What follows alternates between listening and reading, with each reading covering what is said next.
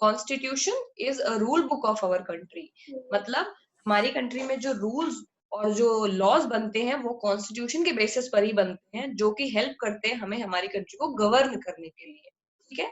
जैसे ट्रैफिक का लॉ है, एजुकेशन पे लॉ है, इलेक्ट्रिसिटी पे लॉ है, मर्डर क्राइम, ये सारे लॉ हैं, वो कहीं ना कहीं उनका बेसिस क्या है, उनका बेसिस है हमारे कॉन्स्टिट्यूशन के प्रिंसिपल, उन्हीं के आधार पर हम लॉ बनाते हैं पार्लियामेंट में, ठीक है। लेकिन थोड़ा सा और हिस्ट्री में जाते हैं, कॉन्स्टिट्यूशन सबसे पहले कब बना, किसने सोचा कि कॉन्स्टिट्यूशन होना चाहिए, कॉन्स्टिट्यूशन का आइडिया आया क्यों, कोई आइडिया है इसके बारे में आदि आपको?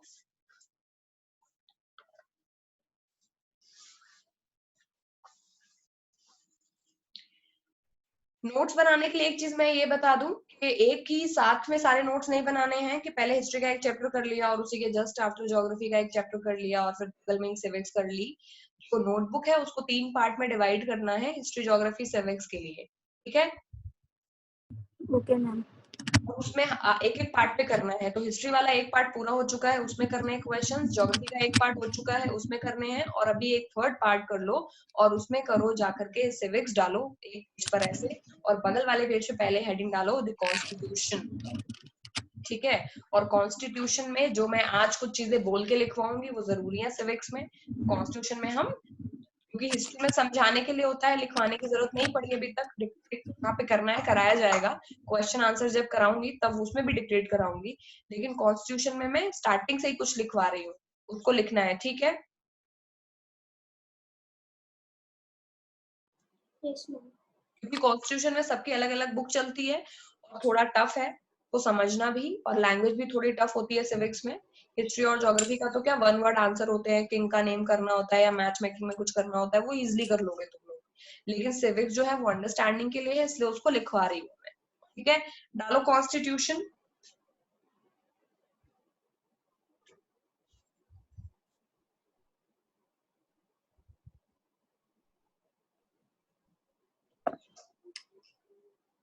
कॉन्स्टिट्यूशन में जैसे मैंने अभी बोला कि constitution is a rule book of our country, वही वाली सबसे पहले हेडिंग डालो कॉन्स्टिट्यूशन और लिखो, क्वेश्चन लिखो उसके नीचे, व्हाट इज कॉन्स्टिट्यूशन। क्वेश्चन के पार्ट में समझ समझ करके इसको करना है चैप्टर को, क्योंकि आगे के चैप्टर्स भी इसी पे डिपेंडेंट है, अगर कॉन्स्टिट्यूशन नहीं कर दिया फिर उसके बाद आगे के पढ़ने में और दिक्कत आएगी जुडिशरी क्रिमिनल सिस्टम में से, ठीक है। मैं लेआउट में यहाँ पर लिख रही हूँ, उसके हिसाब से you have to note down, और जो लिख रहे हो जिस तरीके से एग्जैक्ट उसी तरीके से चीजें आपके दिमाग में रहनी चाहिए, कोई और डेफिनेशन मुझे नहीं चाहिए कॉन्स्टिट्यूशन और इन चीजों के बारे में, स्पेशली इन सिविक्स। हिस्ट्री और ज्योग्राफी में तो मैं एक्सेप्ट कर लूंगी, कॉन्स्टिट्यूशन में आपको लिखना है इधर नीचे ऐसे, व्हाट इज कॉन्स्टिट्यूशन, ठीक है। What is constitution में you have to write down, constitution is a rule book, constitution क्या है बेटा, ये एक रूल बुक है, is a rule book of our country, मतलब कॉन्स्टिट्यूशन वो चीज है जिससे हमने अपनी कंट्री के लिए रूल बनाए हैं, ठीक। बस इतनी छोटी सी डेफिनेशन लिखनी है, तो बाकी जो फीचर्स है वो तो हम डिटेल में पढ़ेंगे, बट बेसिक डेफिनेशन कॉन्स्टिट्यूशन की आप क्या लिखोगे, constitution is a rule book of our country, ठीक, इतना लिख लिया। उसके बाद हमें नीचे थोड़ा डिटेल में जाना है और फिर यहाँ पे लिखना शुरू करना है, every country, second point, yes, नहीं ये तो डेफिनेशन है, इसको कोट्स में करना है, फिर यहाँ पे एक्सप्लेनेशन है कि हमको कॉन्स्टिट्यूशन क्यों चाहिए, ठीक है। तो अगला अगर आपको क्वेश्चन के फॉर्मेट में ही करना है तो इधर कर लो अगला question, why we need a constitution, हमको चाहिए ही क्यों एक कॉन्स्टिट्यूशन, ठीक है। क्वेश्चन आंसर के फॉर्म में मैं पढ़ा रही हूँ ताकि अंडरस्टैंडिंग अच्छी रहे, ठीक है। तो why we need a constitution is question number 2, ठीक है।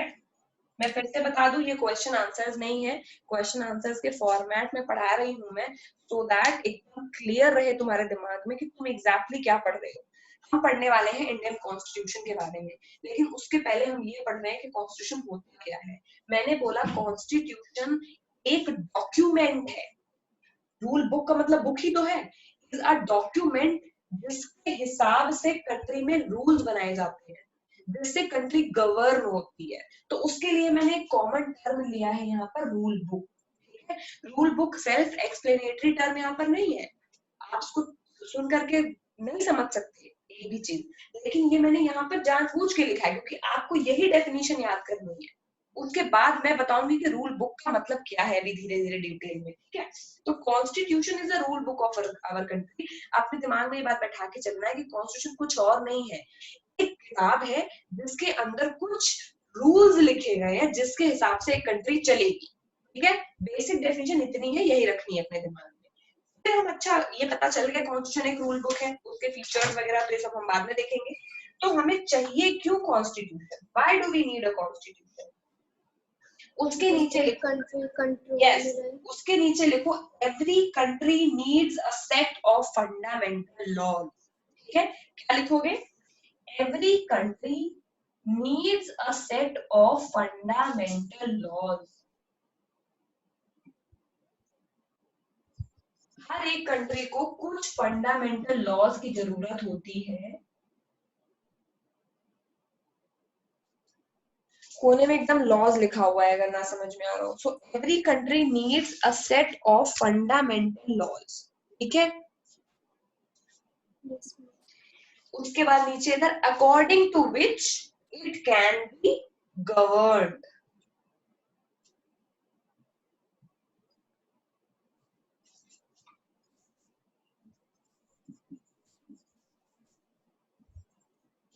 according to which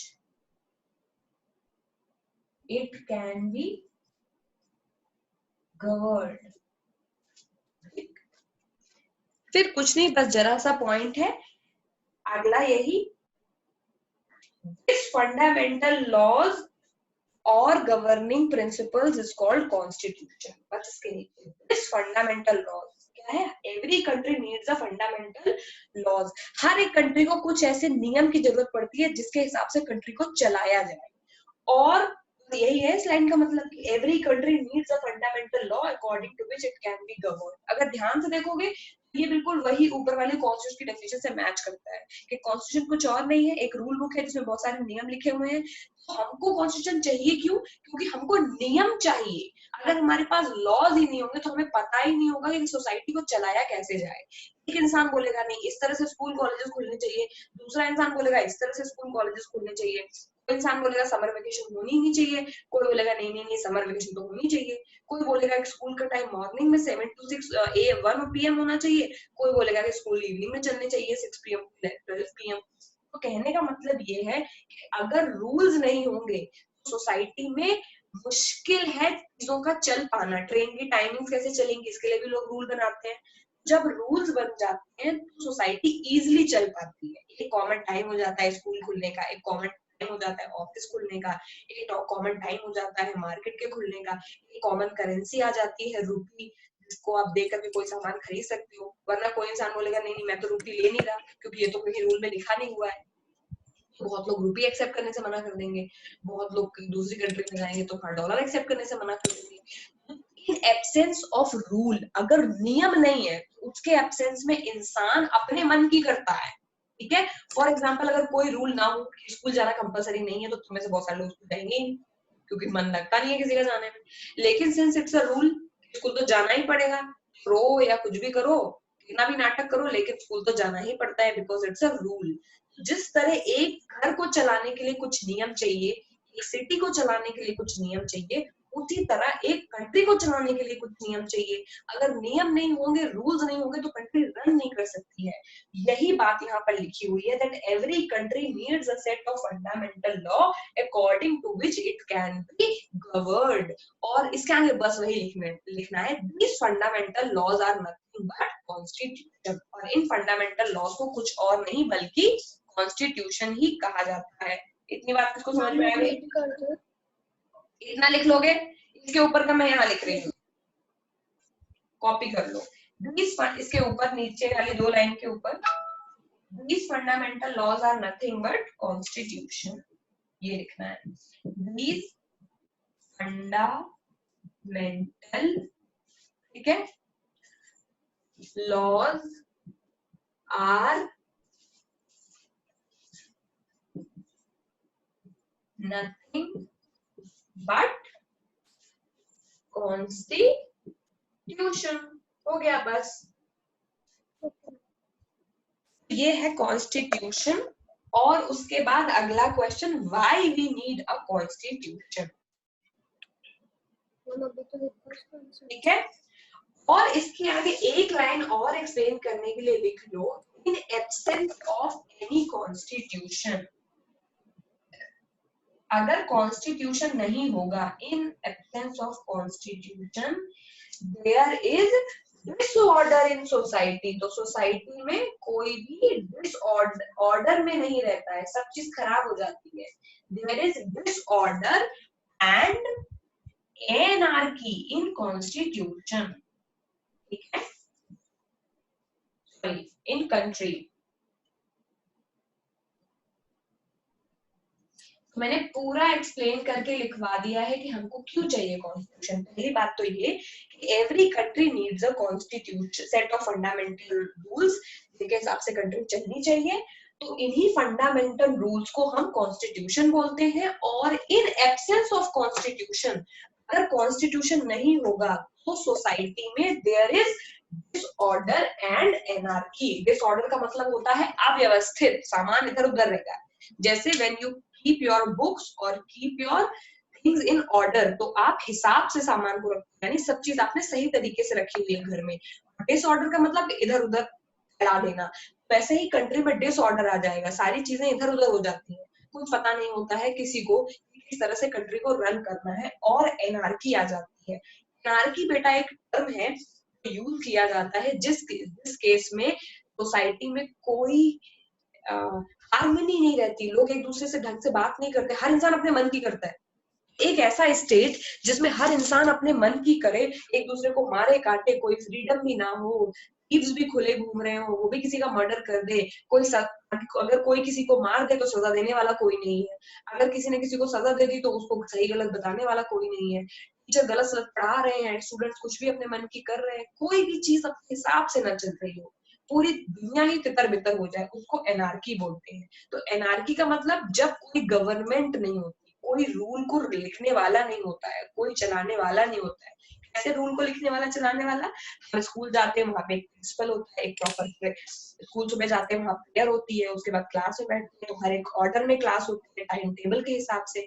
ये सबको ऑर्डर बोलते हैं कि मैथ के बाद साइंस की क्लास लगेगी, साइंस के बाद में गेम्स का पीरियड होगा, ये सब ऑर्डर है। लेकिन अचानक से अगर यहाँ एनार्की लगा दी जाए तो स्कूल का कोई टाइम नहीं रहेगा, कोई टीचर आएगा कभी नहीं आएगा, कभी पढ़ाएगा नहीं, बच्चों को उल्टे सीधे लोग मारेंगे, बच्चे स्कूल नहीं जाएंगे, तो मतलब सब चीज आउट ऑफ ऑर्डर, डिसिप्लिन हो गई, उसको बोलते हैं एनार्की। एनार्की मतलब टोटल केओस, सब कुछ गड़बड़ हो जाएगा, ठीक है।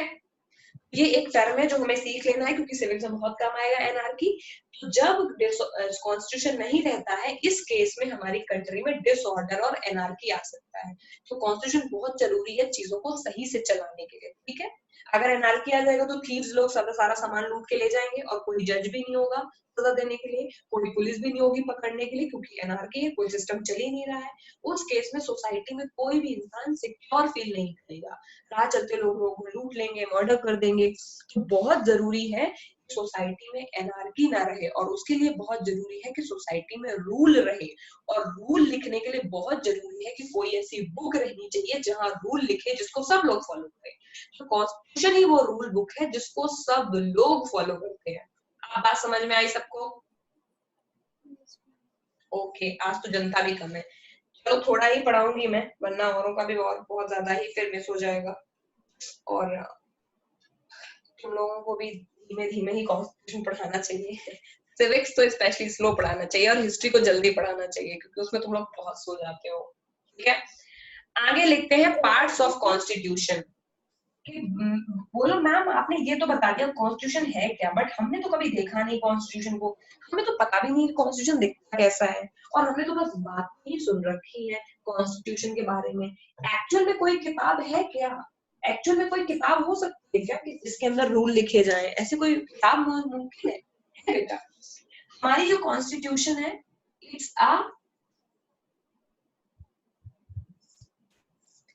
It's a brown colour book.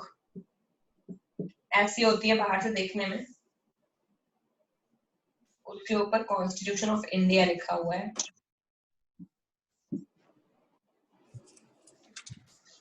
ठीक है, सब लोगों ने तो देखा होगा नहीं, आई कैन मेक श्योर कि तुम लोग इसको देख लो। ठीक है, तो लेट्स सी, करते हैं एक्टिविटी इंडियन कॉन्स्टिट्यूशन को देखने की कोशिश।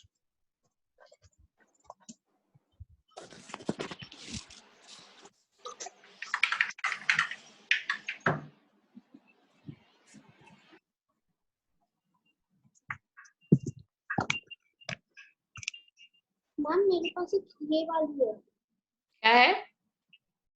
हाँ, कॉन्स्टिट्यूशन ऑफ इंडिया। ये तो उसकी डेमो बुक है बेटा। डेमो का मतलब उसके जैसी दिखने वाली। अब ये देखो, आप दिख रहा है? Yes ma'am.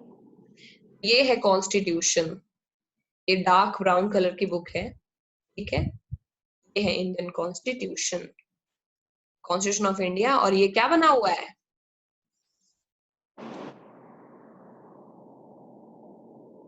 बताओ, ये क्या बना है?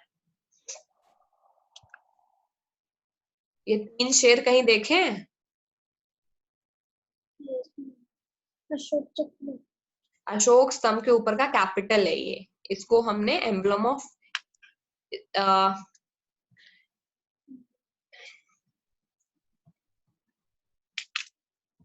ये देखो, ये है, ये चीज लिखी हुई है। 3 शेर है, ये दिख रहे हो? इसी को हमने छाप रखा हुआ है। इसके नीचे क्या लिखा जाता है जनरली? कभी पढ़ा है किसी ने? सत्यमेव जयते,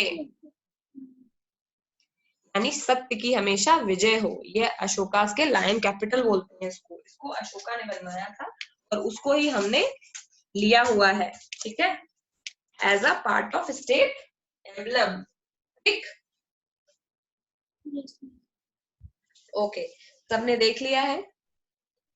आगे कॉन्स्टिट्यूशन के और बहुत सारे पार्ट हैं, बट वो देखने की जरूरत नहीं है। लेकिन कुछ अगर ये देखना चाहो कि कॉन्स्टिट्यूशन किस तरह से दिखता होगा, अंदर क्या क्या चीजें लिखी हैं, इस तरह से कुछ लिखा गया था स्टार्टिंग में। बाद में रूल्स लोग लिखते गए। तो टाइप्ड फॉर्मेट ये है, ये देखो, ये है टाइप फॉर्मेट। इसके चारों तरफ कितनी डिजाइन वगैरह बनी हुई है। बहुत मेहनत का काम है ये चारों तरफ ऐसे डिजाइन बनाई हुई है। और बीच में देखो प्रियम्बल लिखा हुआ है। दोनों की बुक में जैसे प्रियम्बल लिखा होता है तो पेन छपा हुआ होता है, ये नहीं, ये कॉन्स्टिट्यूशन में इस तरह से लिखा हुआ है। साइड में इतनी जो डेकोरेशंस वगैरह की गई है, show the our heritage and culture, ताकि ये पता रहे कि कितनी कल्चरल है हमारी कंट्री। और बीच में डिजाइन के और बहुत ही सारे फॉन्ट्स वगैरह को अच्छे से ले करके पूरे कल्चर की चीज को डिस्क्राइब करके ये नक्काशी वगैरह ये सब एक जगह से पितरिया दूरा उठाया हुआ है। तुम लोग डिटेल में बाद में कभी समझोगे, बट ये समझो कि ये कोई छोटा काम नहीं है। It's a tough work, constitution को बनाना टफ वर्क है। ठीक है, और बहुत सारी टीम को लगा करके उन्होंने कॉन्स्टिट्यूशन में लिखा है। और बीच में जो भी दिख रहा है तुम लोगों को, ये क्या है? This is the preamble of constitution. Constitution के पार्ट को हम लोग पार्ट्स ऑफ कॉन्स्टिट्यूशन में, एक पार्ट तो मैंने तुम लोगों को दिखा ही दिया, क्या है? तो पार्ट्स ऑफ कॉन्स्टिट्यूशन का मतलब हम ये देखेंगे कि कॉन्स्टिट्यूशन में क्या क्या चीजें आती हैं। ठीक है, तो पार्ट्स ऑफ कॉन्स्टिट्यूशन, हाँ लिखना है। तो पार्ट्स ऑफ कॉन्स्टिट्यूशन में पहला तो है प्रियम्बल, जो तुम लोग की आंखों के सामने है, जो दिख रहा है, ये लिखा हुआ we the people of India, ये है प्रियम्बल। ठीक, उसके बाद क्या है? फंडामेंटल राइट्स, हमारे कॉन्स्टिट्यूशन के अंदर लिखे हुए हैं, इसलिए इनको पार्ट्स बोलते हैं। फिर है फंडामेंटल ड्यूटीज,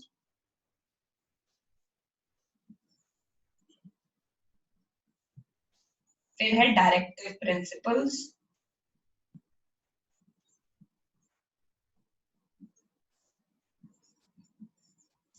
ठीक है, ये है हमारे कॉन्स्टिट्यूशन के पार्ट्स। ठीक है, किसी को कोई डाउट है इसमें? अभी बता रही हूँ एक चीज। ठीक है, और इसके आगे एक्सेट्रा लगा लेना, मैंने मेजर पार्ट लिखाए हैं, जो कॉन्स्टिट्यूशन के मेजर पार्ट्स हैं वो लिखाए हैं मैंने, ठीक है। टोटल तो 22 पार्ट है कॉन्स्टिट्यूशन के, बट कुछ मेजर पार्ट्स लिखाए हैं मैंने, ठीक है।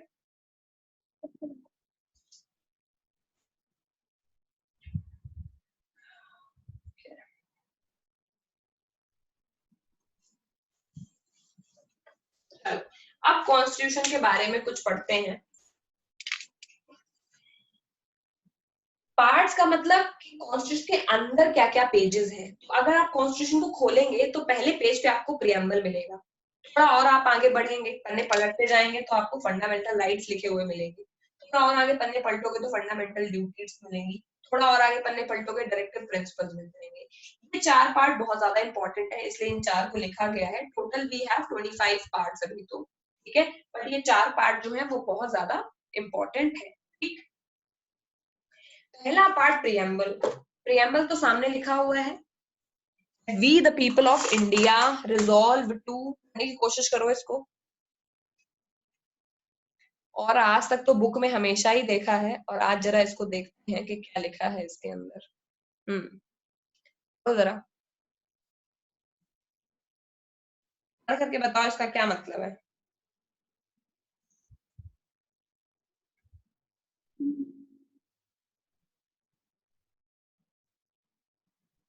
मैम उसके बाद क्या लिखा हुआ है? Democratic country and to secure to all its citizens.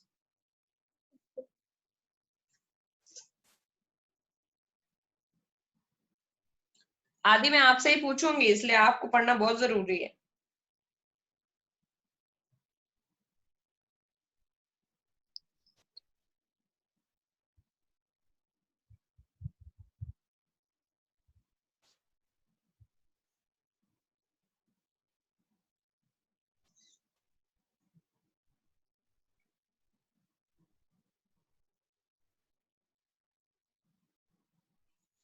Ma'am मतलब मैं पढ़ रही हूँ पीपल, मैंने अभी कॉन्स्टिट्यूशन के पार्ट लिखने शुरू करे हैं। मैंने बोला है टोटल 25 पार्ट्स हैं अभी, उसमें जो ओरिजिनल कॉन्स्टिट्यूशन टोटल 25 पार्ट्स हैं, उसमें हमने 4 पार्ट अभी लिखे हुए हैं एकदम इम्पोर्टेंट जो है।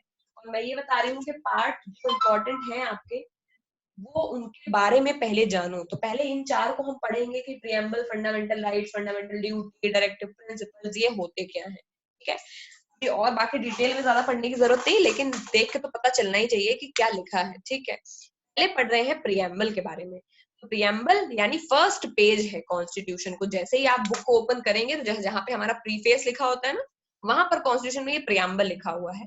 और इस प्रियम्बल में लिखा है, we the people of India having solemnly resolve to constitute India into a sovereign democratic republic and to secure all of its citizens justice, social, economic and political, liberty of thought, expression, belief, faith, ठीक है, and worship, equality of status and opportunity, fraternity, or in our constitution assembly on 26th of November 1949 do hereby adopt and enact and give it to ourselves this constitution। Ma'am हाँ बेटा, ma'am screen visible नहीं है।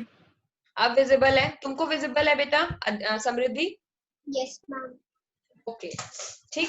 आपको screen visible नहीं है आदि, तो आप अपने सिस्टम में बगल में टाइप कर सकते हो प्रियम्बल ऑफ इंडिया और उससे पढ़ लो, ठीक है, कोई दिक्कत वाली बात नहीं है, हर जगह अवेलेबल है। अब इसमें 2 चीज देखने वाली बात है। पहला तो यहाँ पे एक डेट लिखी हुई है, दिख रही है नीचे, 26 ऑफ नवंबर 1949, ठीक है। यानी ये जो कॉन्स्टिट्यूशन है, ये हमने अपने आप को कब दिया है? 26 नवंबर 1949 को। पहला तो आपको ये बात समझ में आ गई, the constitution of India was enacted on 26 of November 1949। ये प्रियम्बल में ये डेट लिखी हुई है, ठीक है। उसके बाद लेकिन जिस दिन ये हमने अपने आप को दिया, सेम डे ये इफेक्ट में नहीं आया था कॉन्स्टिट्यूशन, ये इफेक्ट में आया है 26 जनवरी 1950 को। और इसीलिए 26 जनवरी 1950 यानी नवंबर के बाद दिसंबर वाला पूरा महीना खाली गया, और अगले साल की जनवरी 1950 जनवरी 26 को हमने अपने आप को इसको बहुत सारे सारे पार्ट्स को लागू किया गया, अब फिर हम इसे बोलते हैं रिपब्लिक डे उस डे को, कि उस दिन हम मानते हैं कि हम एक्चुअली भारत में गणतंत्र की स्थापना हुई या कॉन्स्टिट्यूशन हमको एक्चुअली में मिला। समझ गए? कॉन्स्टिट्यूशन को लेकर के दो डेट है, पहला जिस दिन कॉन्स्टिट्यूशन को कमेंस किया गया है, यानी जिस दिन बनाया गया है, अपने आप को हमने दिया है, वो है 26 नवंबर 1949, और जिस दिन ये पूरे इंडिया में इनेक्ट हुआ है या इफेक्ट में आया है वो है 26 जनवरी 1950। ठीक है, ओके, इतनी बात समझ में आई। अब coming back to the preamble part, preamble को देख करके समृद्धि इतना तो पता चल ही रहा होगा आपको कि इसमें जस्टिस, लिबर्टी, इक्वालिटी, फ्रेटर्निटी की बात चल रही है। मैम फ्रेटर्निटी का मतलब? फ्रेटर्निटी का मतलब होता है बेटा भाईचारा। ठीक है, इसका मतलब ये है कि ये कॉन्स्टिट्यूशन का जो जैसे फर्स्ट पेज होता है प्रीफेस का, किसी भी बुक को अगर आप पढ़ते हो, फर्स्ट पेज में प्रीफेस लिखा होता है, इंट्रोडक्शन जिसे कहते हैं, और उसमें ये बताते हैं कि ये बुक किस चीज के बारे में है। ऐसा होता है कि नहीं बुक में? Yes, ma'am. वैसे ही कॉन्स्टिट्यूशन भी एक बुक है, प्रियम्बल इसका फर्स्ट पार्ट है, और इसमें ये लिखा गया है कि ये पूरा कॉन्स्टिट्यूशन किन चीजों के बारे में है। तो यहाँ पे ये पता चलता है कि हमारा पूरा का पूरा कॉन्स्टिट्यूशन कुछ नॉर्मल वैल्यूज या फिर चीजें हैं जिनको अपनाए हुए है। पहला है जस्टिस, कॉन्स्टिट्यूशन बोलता है कि हमको सबको जस्टिस देनी है। दूसरा कॉन्स्टिट्यूशन बोल रहा है कि हमको सबको लिबर्टी यानी आजादी देनी है। तीसरा कॉन्स्टिट्यूशन बोल रहा है हमको सबको इक्वालिटी देनी है। चौथा बोल रहा है हम सबको आपस में भाईचारे से रहना चाहिए। ठीक है, यानी पूरे कॉन्स्टिट्यूशन में हम जो भी रूल्स बनाएंगे वो सब रूल्स इन चीजों से इंस्पायर्ड होंगे, इन्हीं 4-5 थॉट से। तो पूरे कॉन्स्टिट्यूशन में जो भी लिखा गया है उसका सोल है ये प्रियम्बल। ये प्रियम्बल निचोड़ है, उसका सार ये बताने की कोशिश कर रहा है कि पूरे कॉन्स्टिट्यूशन में एक बुक है, उसमें जो कुछ भी लिखा है उसका अंतिम निष्कर्ष यही है कि जस्टिस, लिबर्टी, इक्वालिटी और फ्रेटर्निटी इंडिया के लिए बहुत जरूरी है। ठीक है, समझ में आ गया समृद्धि आपको? Yes, ma'am. Okay, preamble is a part of constitution which is also a soul of constitution. It is what the constitution is all about. इतना लिख लेंगे? Yes, ma'am. बिल्कुल। तो पहले पार्ट के आगे हमने preamble को देख लिया है, तो हम इसको लिख लेंगे। आगे लिख लो preamble के, क्या लिखोगे? It is first page of constitution.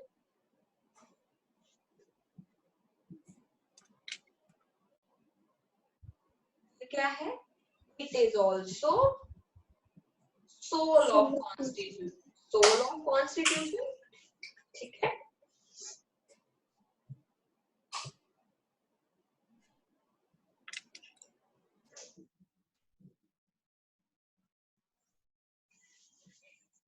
it tells what the constitution is all about. Constitution किस चीज के बारे में है?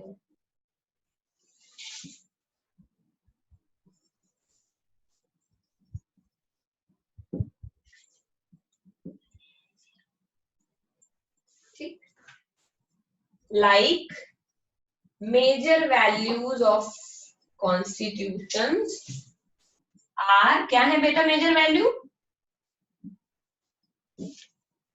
Equality, liberty, very good, justice, liberty, and equality, justice and fraternity.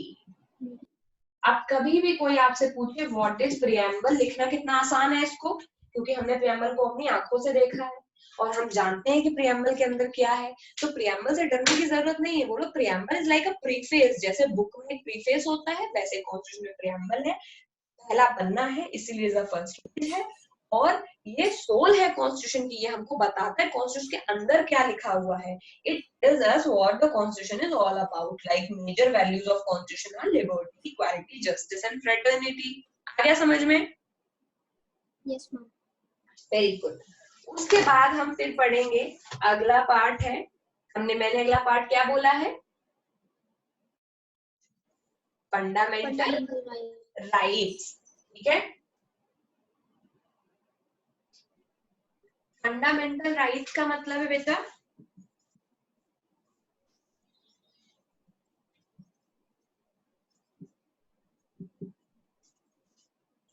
Fundamental rights are the basic rights given to Indian citizen, ठीक है। मतलब कुछ लोग हैं जिनको बेसिक राइट मिले हैं। हम सबने 7th में पढ़ा है कि इक्वालिटी भी एक राइट है, बेसिक राइट जो हमको मिला हुआ है ना, सारे लोग लॉ की नजर में इक्वल है। इसका मतलब ये है कि कॉन्स्टिट्यूशन ने इक्वालिटी के जैसे और भी राइट दिए हुए हैं, ठीक है। जैसे फ्रीडम, इक्वालिटी, अनटचेबिलिटी, रिलीजन का right, right to constitutional remedies. हमें बहुत सारे, टोटल कितने फंडामेंटल राइट मिले हुए हैं हमको? टोटल पता है किसी को कितने फंडामेंटल राइट्स मिले हुए हैं?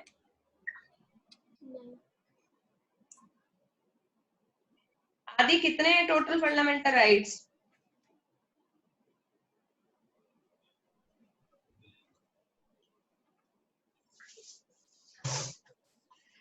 देखो फंडामेंट 6 है बेटा, 6। देयर आर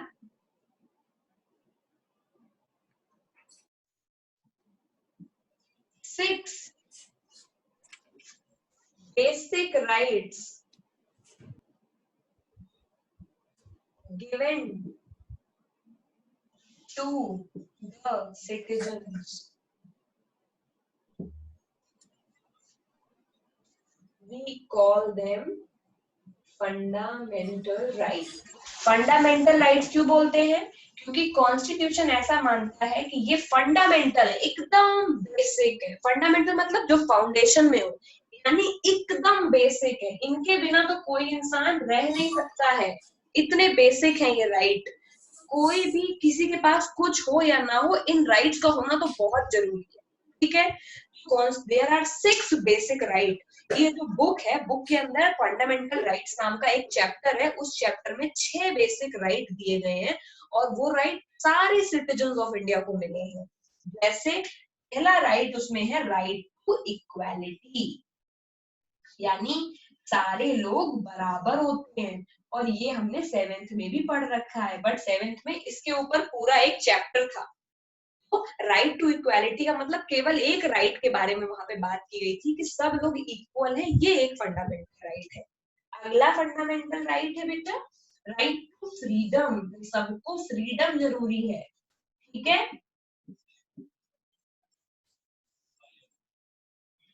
उसके बाद अगला है राइट अगेंस्ट एक्सप्लॉयटेशन, यानी किसी को, दूसरे इंसान को एक्सप्लॉइट करने का या उसका फायदा उठाने का अधिकार नहीं है।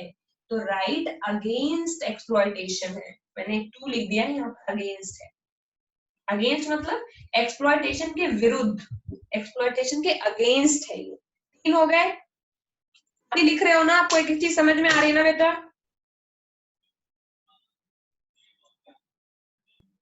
अगर ध्यान से यहाँ समझोगे तो ही मौका नहीं पड़ेगा याद करने का, वरना याद करते करते सिविक्स परेशान हो जाओगे तुम लोग,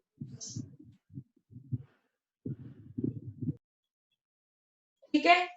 There are 6 basic rights given to the citizens. We call them fundamental rights. पहला है right to equality, अगला है right to freedom. Right to equality का मतलब है सब लोग इक्वल होने चाहिए, सबको हम इक्वल मानेंगे, चाहे वो किसी भी कास्ट का हो, किसी भी रिलीजन का हो, किसी भी जेंडर का हो, ठीक है। अभी कोई डाउट है?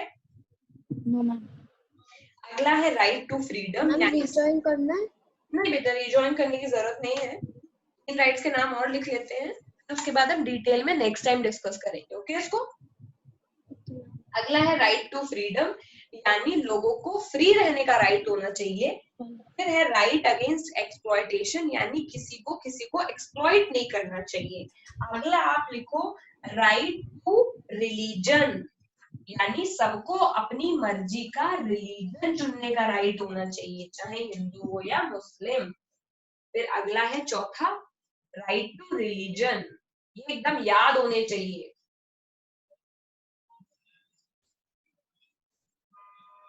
ठीक है। उसके बाद अगला है कल्चरल एंड एजुकेशनल राइट्स, यानी हर इंसान को अपने कल्चर और अपने एजुकेशन के तरीके को चुनने के लिए राइट होने चाहिए, ठीक है।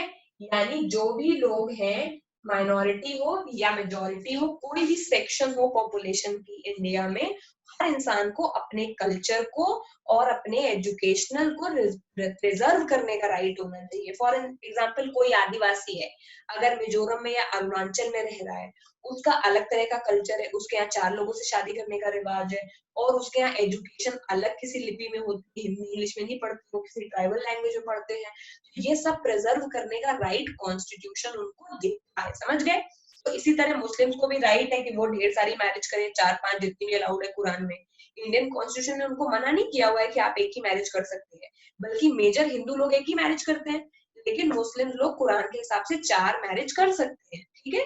कल्चर जो भी है, इंडियन कॉन्स्टिट्यूशन ने उसको प्रोटेक्ट करने का राइट आपको दिया है कि आप अपने कल्चर के हिसाब से चल सकते हैं और रिलीजन के हिसाब से भी चल सकते हो। आपका रिलीजन, आपका कल्चर और आपके एजुकेशनल कल्चर, इस पे कॉन्स्टिट्यूशन कुछ नहीं बोलता है, और सबको उसने राइट दिया है प्रिजर्व करने का। और यही बहुत बड़ा रीजन है जिसमें हिंदू मुसलमान में झगड़ा होता है, क्योंकि वो लोग बोलते हैं कि हम तो कॉन्स्टिट्यूशन की वजह से हमको राइट मिला हुआ है, और बाकी लोग यहाँ पर बोलते हैं कि मुसलमान लोग उतने ढंग से काम नहीं करते, वो लोग उतने प्रोग्रेसिव नहीं है, कंट्री के बारे में सोचते नहीं है, ढेर सारे बच्चे पैदा करते हैं, ढेर सारी शादी करते हैं।